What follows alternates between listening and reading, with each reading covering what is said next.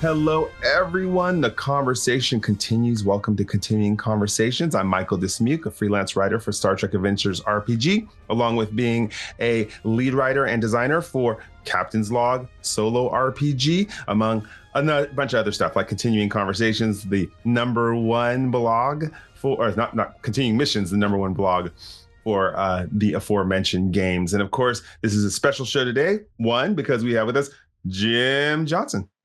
Hey everybody, Jim Johnson. I am the project manager and line editor for the Star Trek Adventures RPG, the Captain's Log Solo RPG, and a bunch of other stuff at Modiphius now that I'm doing more work over there. But also the co-host on this here show, many years now, 3 years, 4 years, something like that. Going on four. Wow, and we still haven't run out of things to talk about, which is awesome. And you look better than ever, Jim. You haven't aged a bit. Yeah, thank you. Same to you. We always have new stuff to talk about. As you can see, the pile of products keeps growing, and the Star Trek franchise keeps growing, and it's just a never-ending, wonderful stream of stuff to talk about and think about. We have new gamers coming into the game all the time, so we always have opportunities to get them excited about the game, and also because we've been doing Star Trek Adventures now for 8 years, going on year 9 here pretty soon. New products means I need a constant steady stream of new freelancers to hire and to get involved with, and to keep making the table bigger and bringing more voices to the franchise and to Star Trek Adventures. So I'm always looking for fresh voices, new voices, and I'm super excited to have a guest with us on the show tonight. This is his first show with us. I don't think it'll be the only show with us. Hopefully, cross fingers that Mike will come back to us. But I'm going to introduce our guest, and as is tradition on our show, new guests get to talk a little bit about themselves, and then they also can tell us as best as possible what their favorite Star Trek series is, and of all those characters out there in the Star Trek series, which one's your favorite. So without more ado, let me introduce our special guest, Mike O'dah Ziibing Ashkewe. Mike. Hey guys, how's it going? It is an absolute pleasure to be here. Excited to be part of the Star Trek team. My first ever credit in the RPG industry. Normally, I'm used to sitting on the other side of the table telling people, there's your difficulty check, a rocks fall, you die, and for some reason, Godzilla shows up. Awesome. All right. And Mike, tell us your favorite Star Trek series, if you can pick just one. If I had to pick just one series, honestly, everybody around my age range, like I'm 43 years old, would say Star Trek The Next Generation. Well, I'm going to buck that tradition, and I'm going with Star Trek Voyager. It was the first series I'd seen in its entirety during its first run. And oddly enough, it wasn't just because 7 of 9 showed up, though that certainly didn't hurt. I was really in it because of the Doctor, Robert Picardo. That was because I know that's the next question coming is who's my favorite character. And it was the Doctor, and Janeway will forever be my captain. And it is just, it's one of those things where I saw science and I saw someone in Robert Picardo's performance that I'd never really seen before, that snarky, kind of fun Doctor, kind of condescending, but he also loved his crew, and watching that emotional journey of him come to his own, experience sentience, love, loss. The episode that really sold me on the Doctor, really, and I remember this moment super clear because I was in high school. There was the episode where he created the holographic family, and where his all of his medical knowledge couldn't save his son from this catastrophic head injury. And just seeing Robert Picardo portray all those emotions. And it was something that it elevated Star Trek to something different for me. Cause like, you know, everybody had seen the big episodes of TNG with like Inner Light, Measure of a Man, Best of Both Worlds, you know, all the classics, right?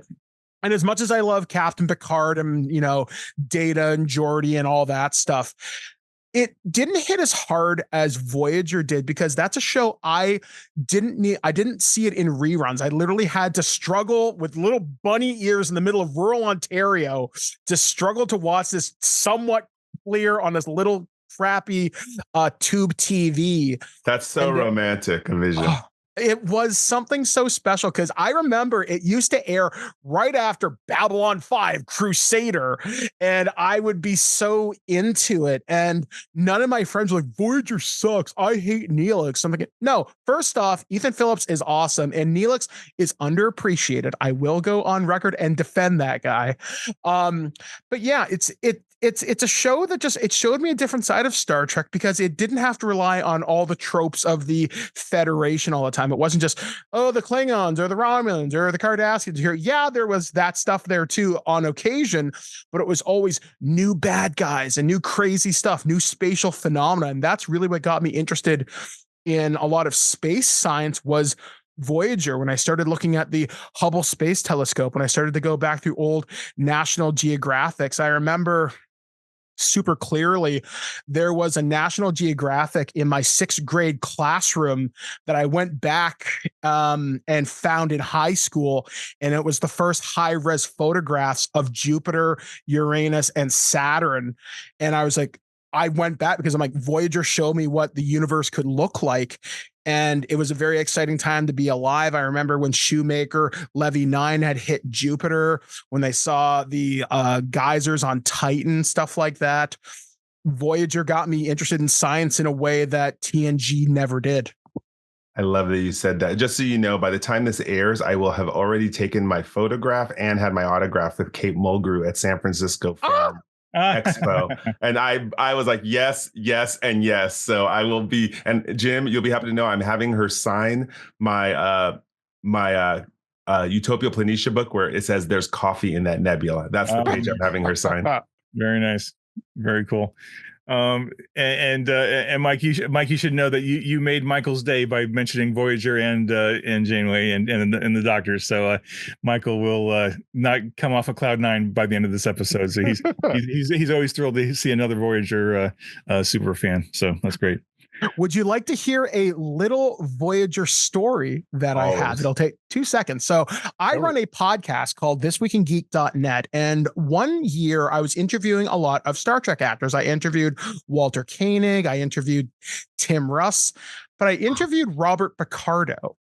And when I was interviewing Robert Picardo, I was having a really great conversation with him because I only knew him from Voyager. I hadn't seen The Wonder Years. I forgot he was in The Howling. And he's talking with me on the phone and he goes, hold on, Michael, just a moment. And Bill Nye walks in. No way. Yeah. I'm like, who's that? He's like, oh yeah, that's just science guy. I'm like, yeah, that's Bill Nye. I'm like, wait, what? He's like, yeah, can you hold on? Can you edit this out of the podcast? Yeah. It totally took me by surprise. So that's why Robert Picardo will always be my favorite guy. Well, I'm telling you right now, Mike, you're welcome on this show anytime you can drag any of those aforementioned people back onto the show. Now stop it, Michael. We're doing just fine. I don't know that we're ready for that level of uber geekery. We'll get there though. We'll get there. We're at it 4 years, right? We'll keep going. No, Mike, that's a great story. That's super awesome. And speaking of stories, I just introduce yourself to our listening audience, listening and viewing audience. Just real briefly, maybe just share your story of how you got involved in Star Trek Adventures. Yeah. So I had known several, I'd been reviewing the books on my podcast for a couple of years. And through chance and happenstance, I became friends with Aaron Paulier, and then he joined my podcast network at ThisWeekInGeek.net, and we just kind of kept talking. And I'd always expressed a desire to maybe write something for Star Trek. And ultimately, I just wanted to write something little that just so I could say my name is in print. And I can remember this exactly. It was a day in January. I was sitting down with my brother and we were watching Tucker versus Dale versus Evil. And I said to my brother, Alex, I'm like, hey, you think I could write for Star Trek? And he's like, well, why the hell not? I'm like, you're a writer, aren't you? I'm like, well, maybe. Yeah, sure. Kind of. I don't know. So I asked Aaron, I'm like, hey, can I get an address at Star Trek? What do I got to do? He's like, all right, well, write them, see what they can do. And he gave me Jim's address, and I wrote Jim on a Sunday night. And like 2 hours later, after the movie had ended, I get an email back from Jim saying, hey, Mike, can you send me a writing sample? And I'm thinking, oh my God, please don't screw this up. So I get the email from Jim. I sent him a writing sample, and he's like, hey, Mike, I would love to bring you on board. Can you do XYZ? And I was like, oh my God. Oh my God. And I got onto that. And then he assigned me my first ever adventure, which I'm unfortunately still working on because I'm terrible at it. But it was so amazing that I was given an opportunity. And when you gave me my first assignment to write Sidebars, which is the fiction for Star Trek, that make sure not to give anything away yet, Mike. Just so you know. No. It was something I was asked to write something that was personal, and because I like to think of myself as someone who explores hope. I would describe myself as naively optimistic about things. And it was something that I was allowed to explore. And one of the things that really encouraged me when I started working with you and Modiphius and Jim as a whole is I was never told no. I was always told to bring something authentic, something very genuine to the table. And it was very reaffirming that I was allowed to explore certain topics. One of the topics I wanted to explore, because like, for example, I'm a disabled individual, and you look at a character like Geordi LaForge in the future, disability never held him back. And I have a friend of mine in my local community who has environmental sensitivities. And one of the sidebars I wrote for Star Trek Adventures Second Edition was talking about a girl at Starfleet Academy, about how she overcame her disability and how her classmates never saw her as anything but you are an equal. You are among friends. You will, if you accept us, we are your family. And it was something so encouraging. And it's one of the things in my writing, like I'm a poet in my other life. I do Indigenous advocacy and stuff like that. And usually a lot of my poetry is very righteous anger, very much trying to right the wrongs of 200 years of colonialism. But to write something encouraging and kind of inspirational in Star Trek was something that I never expected. And then I got to write about the Borg and Starfleet intelligence, and it was so freaking awesome. Yeah, it was like a chance email that led to a wonderful encounter, and just the fact that I'm still here, being able to do wonderful things on a property that made me appreciate the love of creation, the divine language of science, mathematics, and to wonder what's out there.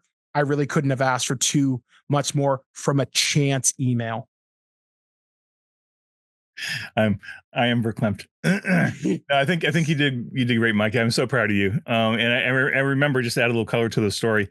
I remember you sent me, I think you sent me a pitch of an adventure. We went back and forth on it a bit, and then you were happy with it, and you charged forward with it. And then in the meantime, in one of your emails, you mentioned that you like to write fiction, and I was like, oh, okay. Well, that sparked a light bulb in my head, thinking, okay, you're clearly working on the adventure. You know what you're doing. Hey, I got an opportunity for you to write some sidebars.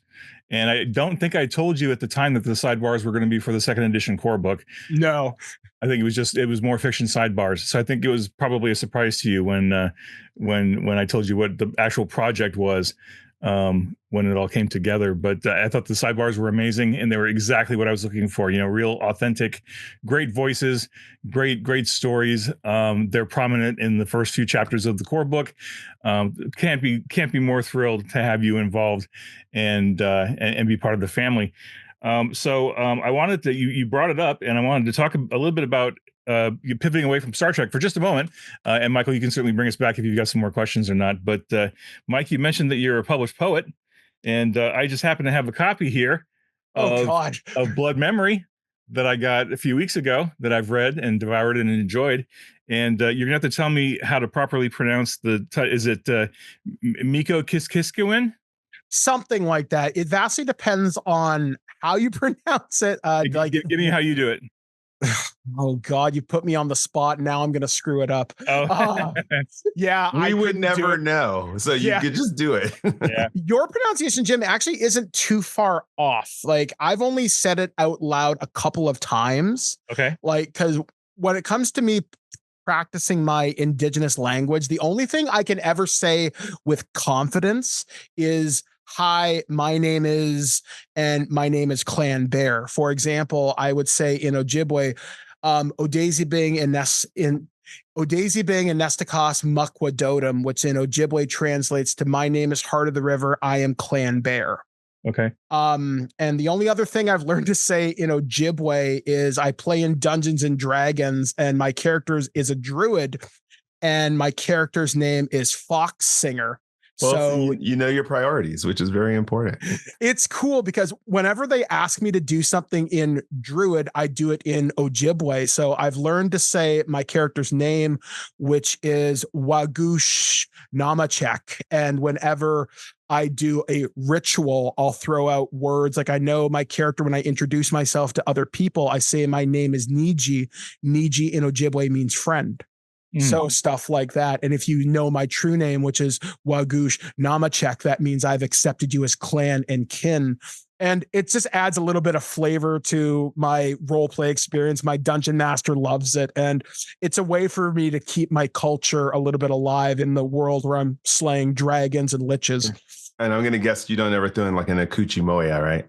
Oh God, no. Although I would be very curious to try and bring an Ojibwe character into it. Although I did slip some stuff into the core book when I wrote an indigenous character perspective. I think I wrote it from a Romulan mother and an indigenous father who was Haida, which is on the west coast of Canada.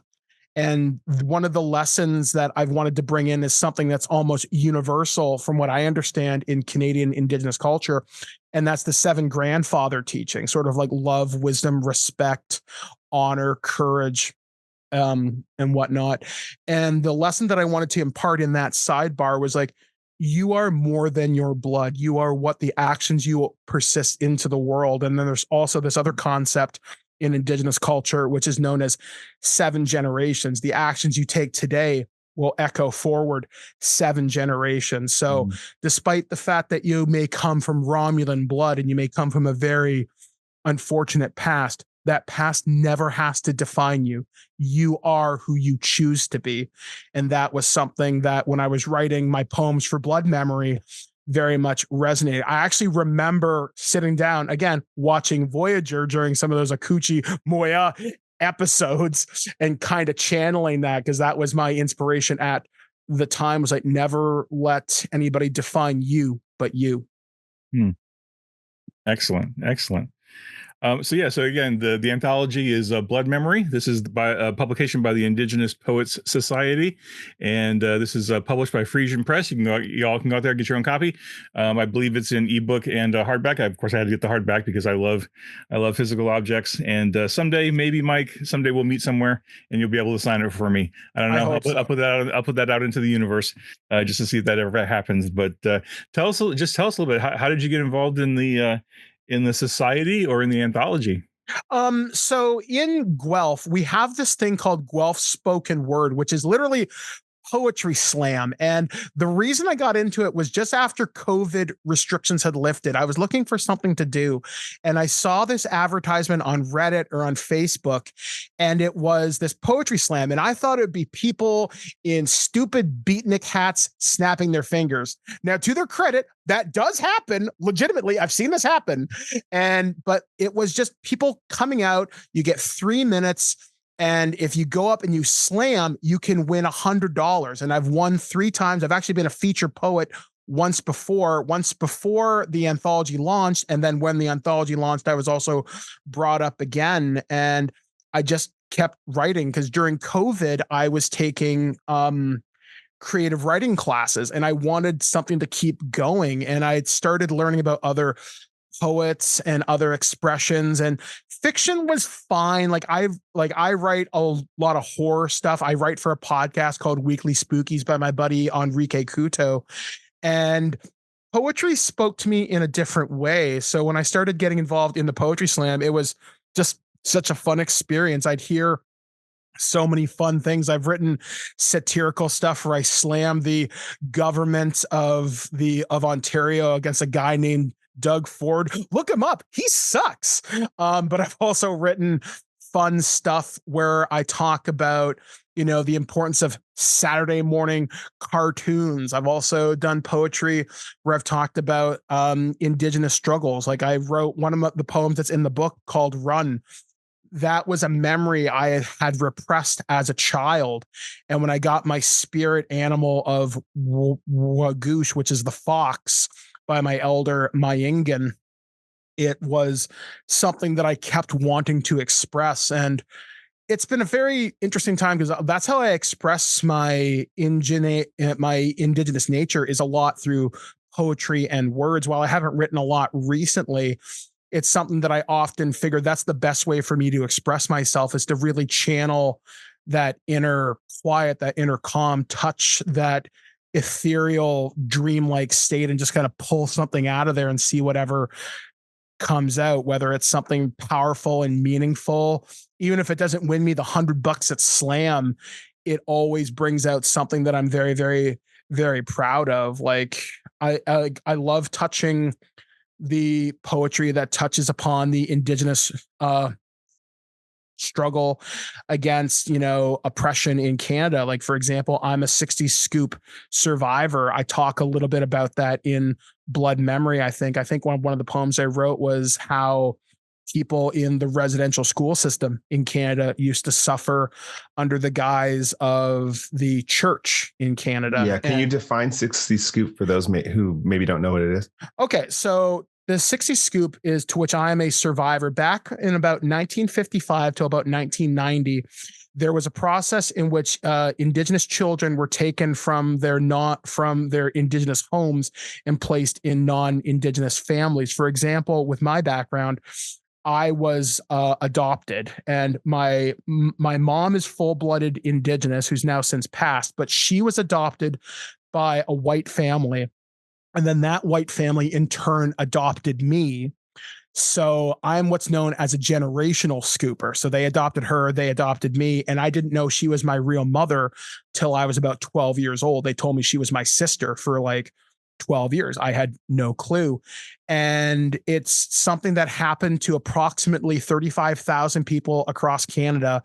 And now there's something known as the Millennium Scoop. There's Jordan's Principle. And that's another reason too. I also got involved in Indigenous advocacy during COVID as well, because I saw how badly my people were being treated. And I was like, no more, this is going to stop. Even if I can't make this 100% stop, I'm going to do my best to make sure if I can leave something for 7 generations where things are somewhat better, someone's got to try. And like I was saying to Michael during the pre-interview, I like to think I'm optimistically naive that I can change things, but I have to hope and I have to try.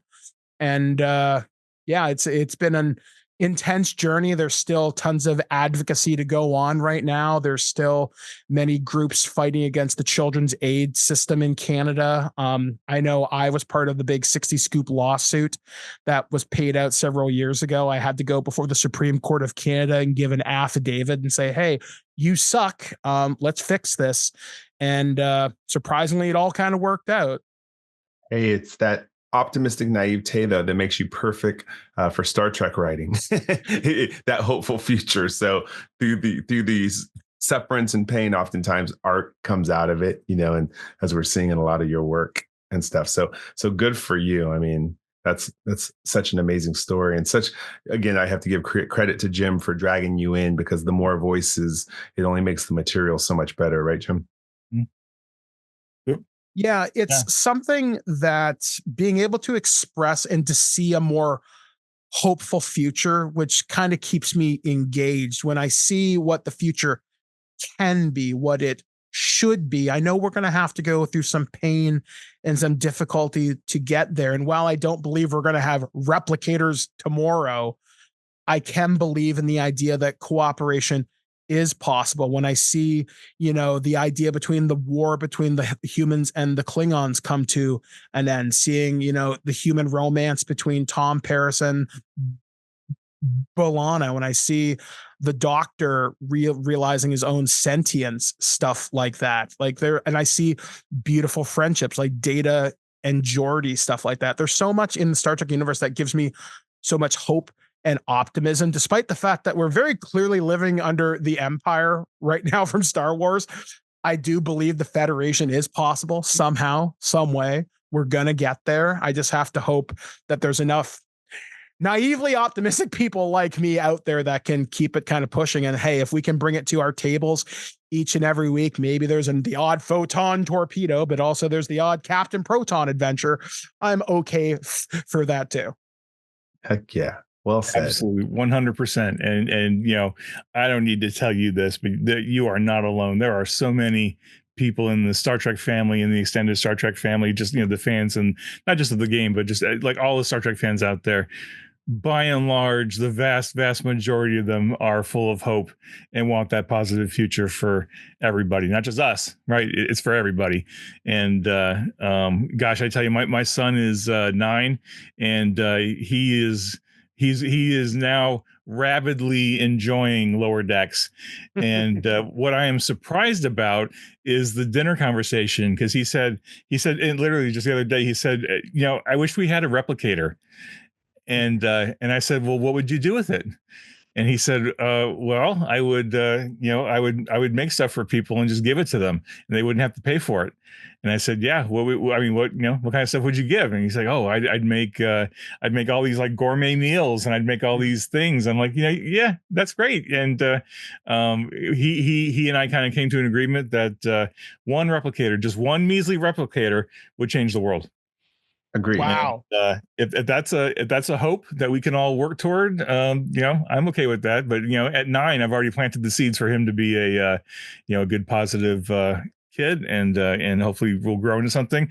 And Mike, hopefully he'll grow into an advocate and a champion, and hope that more people come along with him as well. So might be time to get him a 3D printer, Jim, and you could start with the replicating.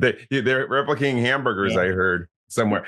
So I have a question for you, Mike, too, because you have a pretty popular podcast. I think you told me before it was the second oldest one in Canada or Ontario. This Week in Geek. Can you talk to us about that? Yeah. So ThisWeekInGeek.net began back in college when I was at Niagara back in 2007, and it's been continuing on ever since.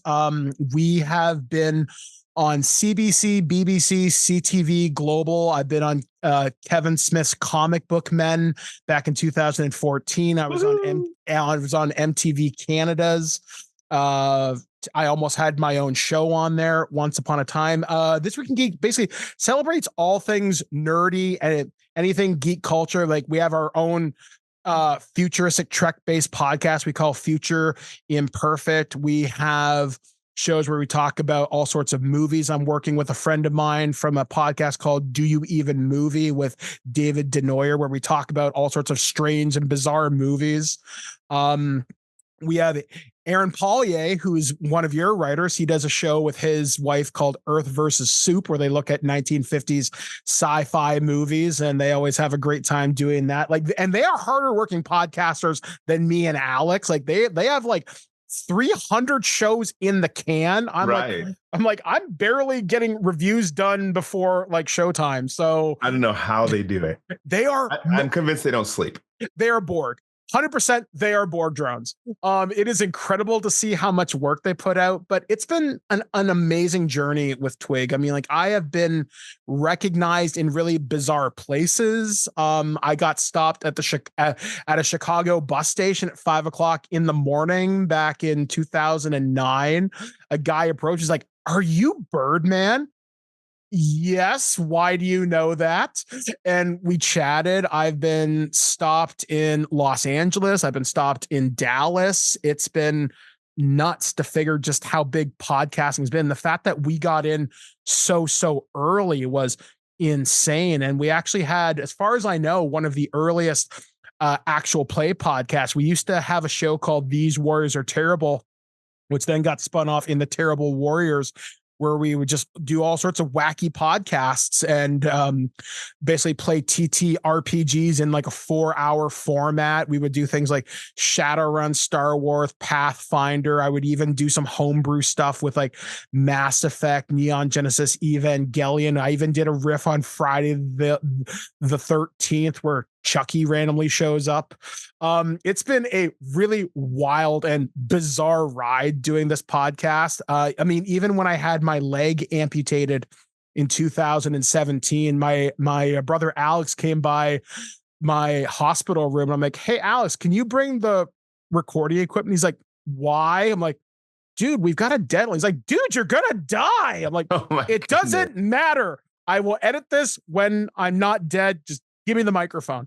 And we still did shows, and it's been phenomenal. I've met so many good people out there. I get sometimes letters from people. I've gotten letters from people that are disabled who say, "Thank you for still showing us that we can still accomplish anything we want. Nothing can hold you back."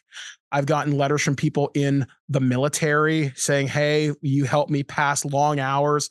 In fact, one of the best messages I ever got was a guy I used to go to college with, and his name was Jarrett. And he said to me, "Mike, I listen to you because you're like an old friend. And the reason I do that is because you are 30, 40 something years old, and you've never lost your enthusiasm for stuff." And I'm a big kid. I mean, let's be real. I mean, you guys follow me on social media. It's mostly it's mostly Transformers, Mass Effect, Star Trek, and Pokemon. I never grew up, but it's been a bizarrely wild journey. And I'm so glad I still keep doing it each and every week. We're preparing for our big holiday gift guide right now, and they won't stop sending us stuff, and it's starting to pile up. Oh, that's so okay. cool. And did it just grew organically? You just word of mouth? Well, kind of, actually. Funny story. So there used to be this conference in Toronto at the University of Toronto at Ryerson, and it used to be called PodCamp. And I used to go there with one of the first co-hosts of the show. And we just kind of decided, fake it till you make it. So we walked in like rock stars. Like I used to rock this amazing red hair, which you can see in my like profile picture there. And I was like, yeah. And I was like, "I'm the Birdman." And they're like, "Oh my God, who's that guy?" I'm like, "I am Mike, and I am here." And I just kind of let the community hype around me. And then I started working with like screwattack.com. I worked with several other big websites during that time, and it just kind of blew up from there. And while the momentum has changed a lot since now, like everybody and their sister has a podcast.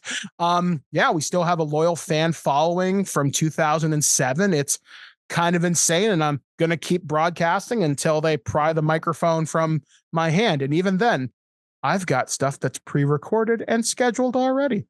No, I mean, your enthusiasm is great. I mean, right now, for those of you who are listening to the podcast, some of you watch us on YouTube, you're not even showing your face, and your enthusiasm is just bleeding through. I love it. That's the kind of energy, in my opinion, and me and Jim talk about all the time. That gets people, that converts people into game masters, into players of the game, Oh yeah. Like you have to bring that happy energy. You have to bring that smile, that enthusiasm. Like one of the best pieces of advice I ever got from my radio professors was like, smile when you talk, be enthusiastic. And since I love everything, I'll find a reason to be excited about plant food if you give me, something fun about it. And I like to think that stuff's infectious because like I always want to keep learning. And I'm hopefully when I do podcasts, when I talk about what's happening in the news, or I talk about something scientific that I don't necessarily understand, but I'm learning with you, I'm hoping that energy picks up on you. Like I want you to be excited with me. I want to share my life's excitement with you. And every day is a new adventure, and I'm hoping people kind of see that. Yeah, don't get me started on vermiculture, bro. I'll go all day. Photosynthesis. Really good stuff. So I know we have, we can't talk about future stuff coming out, but I can at least say that I'm aware that, Mike, you are going to be infusing your enthusiasm on some really cool stuff in the future. And people really need to see what you're doing with that. What other thing, we've talked about your poetry, we talked about This Week in Geek. Do you have any other creative projects going on? I'm trying to start a TTRPG Patreon. It's not going well. But that's okay. I'm starting to find my footing, which is funny because I only have one. Ha ha, dark humor.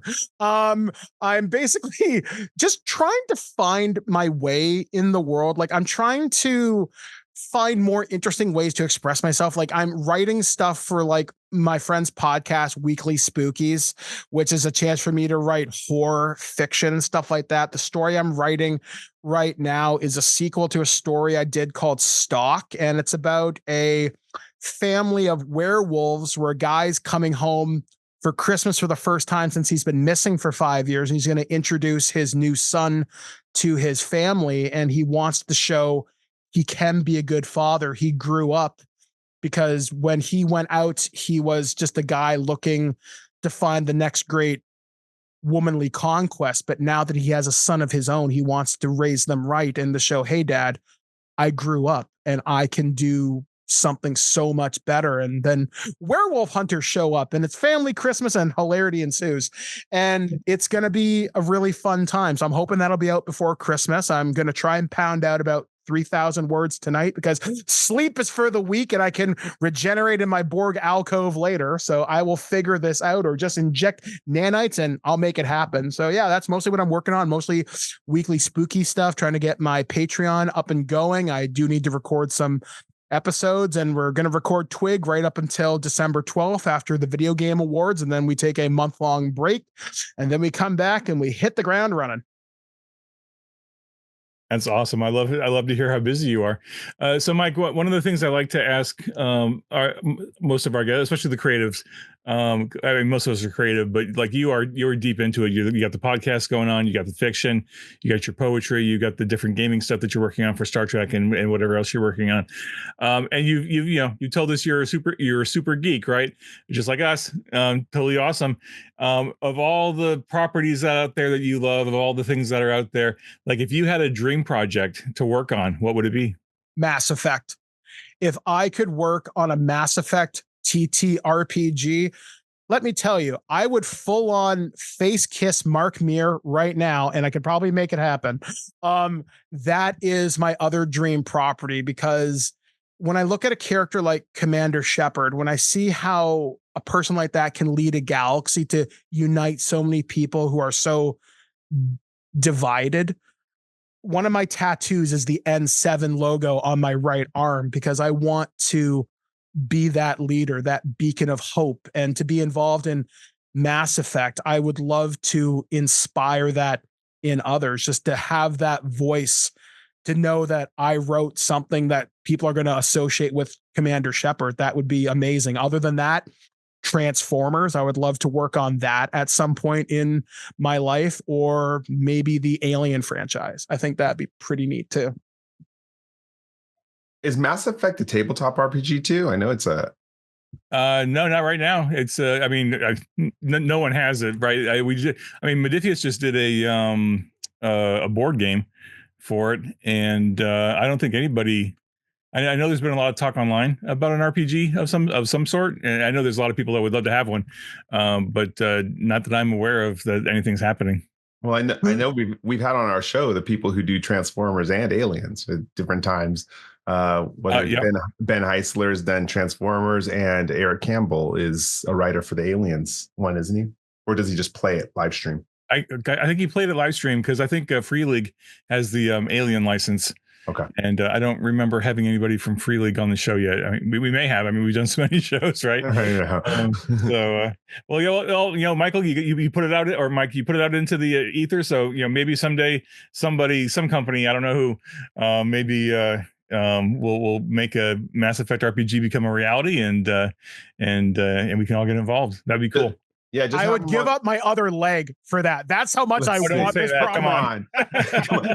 So the thing is, what's so nice about you running a podcast, though, and this is something me and Jim have both learned in this, is like you could go online, you can find out who the designers are: Casey Hudson, Jared Trudgen, Preston Watamanuik. Is he indigenous? Watamanuik? Ian Fraser. So what's cool is you have a show where you can get them on the show and at least get to meet them. I did interview Casey Hudson after Mass Effect 2, and at PAX East 2011, I actually asked them a question about a loose end in Mass Effect 3. They're like, "How did you pick up on that?" I'm like, "I'm a dork. Look at me." So they know who I am. Casey, call me, buddy. That's cool. Exactly. So, get to know people. You put it out in the universe is the point, and you never know what will happen, which is super cool. And I will ask you this just for future reference. What's your favorite alien species in Star Trek? The Borg is an easy one because I love just how threatening they look. But I would ultimately say I really like the Vidians, actually, from Voyager.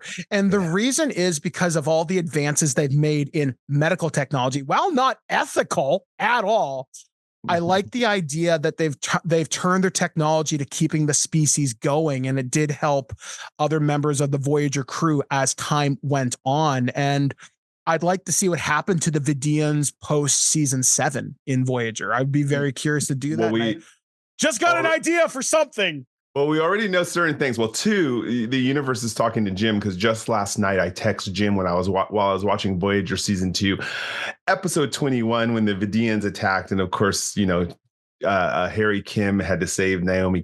I was about to say Naomi Campbell. Yeah, well, maybe he did. Baby Naomi, and save her. And I was saying this is why Janeway is such a hardcore captain, because of decisions like this.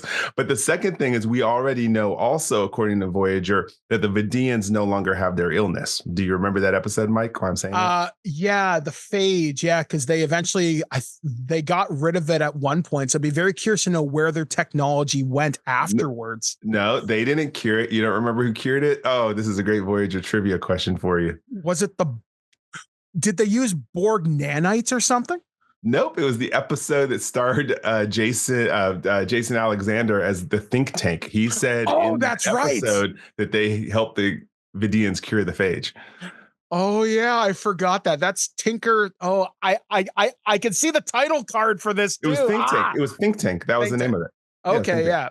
Sorry, I'm just a geek for Vidians too. So we're gonna have to have just a show about Voyager just to irritate Jim the whole time.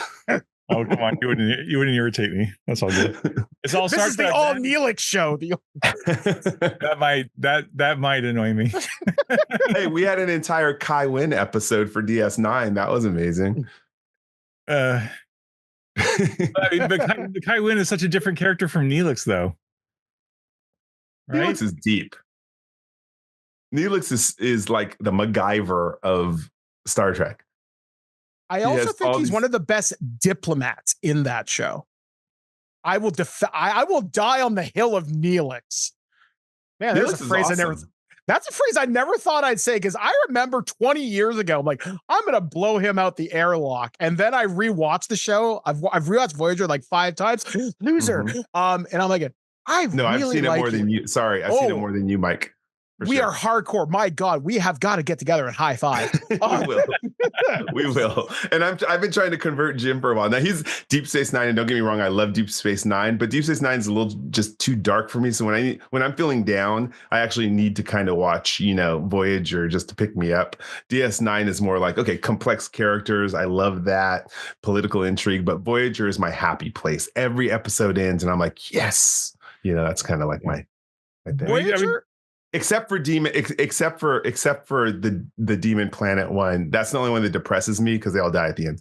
Yeah, but there's a couple of sad ones in Voyager, but there's always something I walk away with. One of the best things I love about Voyager, it's watching the friendship between Harry Kim and Tom Paris. I listened to every episode of the Delta Flyer. Me too. I'm a member. If there was anybody in the Star Trek fandom I wish I could give a hug to, it would be Garrett Wong. He'd let you too. Because I'm like, dude, you're the best. Thank you for everything. He deserves a promotion. He does. He got it in IDW Star Trek. He did get a promotion. He's finally a lieutenant. So thanks to Jackson Lansing and Colin Kelly for that, who come on our show sometimes too. That's awesome. Talk about it. Awesome. Well, good. We were definitely going to have a lot more to talk about, Mike. We're going to have you back on the show plenty of times, I have a feeling, especially when we do an episode dedicated to Vidians. Yes. And how to use them in Star Trek Adventures RPG. Let me do some gratitude. Of course, I'm going to just go ahead and give gratitude to Kate Mulgrew and the entire, just to rub it in and just really enjoy it, to the entire cast of Star Trek Voyager, the writers, the directors, and the happy feeling. Going back to what you said, Mike, about being naively optimistic. I don't think it's naive, actually. I think optimism is a force for good. I think love is more powerful than hate and vitriol, and kindness will win every single time. And that's the universe I actually exist in. And one day it will be the whole universe. So really, thank you for your good energy, Mike, and TV shows like Voyager that make us happy. Mike, your turn to do gratitude, and then we let Jim take it out. I would say I'm grateful to everybody in my community who has believed in me. I'm grateful to my wife, my brother, Alex, Aaron for encouraging me. I'm grateful to Jim for giving me the opportunity. You, Michael, for giving me a platform to speak. And I'm grateful for everybody who's ever said you can do this. And even those that don't cheer me on, that's okay too. I'm thankful for you just being out there. And one of the things I'd like to say when I sign off of my podcast, and it's something that I'm stealing from a most excellent movie, is be excellent to each other, because I genuinely believe that. Put something beautiful in the world each and every day you can, because the world needs more beauty than it needs ugliness. Word. I mean, how am I supposed to follow that, right? I'll just say, Mike, I am grateful that you are on the show. I'm grateful that you reached out. I'm grateful that you accepted the assignments and shared your voice with us and shared your voice with the world of Star Trek Adventures and Star Trek. Can't wait to see what you do next, not just for me, but for everybody else that you're going to be working on. Continued success with your podcast and all your other creative endeavors. I am a champion of yours, as you know. Someday, somehow, I will find a way to meet you so that you can sign my book, because I would love to meet you and chill out and hang out and talk all these wonderful things. So thank you for being here, Michael. Thank you for being co-host on the show all these many episodes. Here's to many more. And I would be remiss if I didn't say thank you to all the fans out there. Without you, we would not be doing this podcast after 4 years, most likely, and we would not be doing Star Trek Adventures. So thank you every day. Stay positive, stay hopeful, keep sharing the game with other people, share the love of Star Trek, share the hope, and be relentless in your joy, and be focused in your advocacy. So fantastic. All right. Well, everyone, thank you for tuning in. Next week is going to be an amazing episode, because it is actually 2024 in review. All the great STA products and stuff that came out in 2024. It will be our last episode of the year. So make sure to tune in next week. Until next time, IDIC. Live long and prosper. Be safe, be well. We'll see you all next time.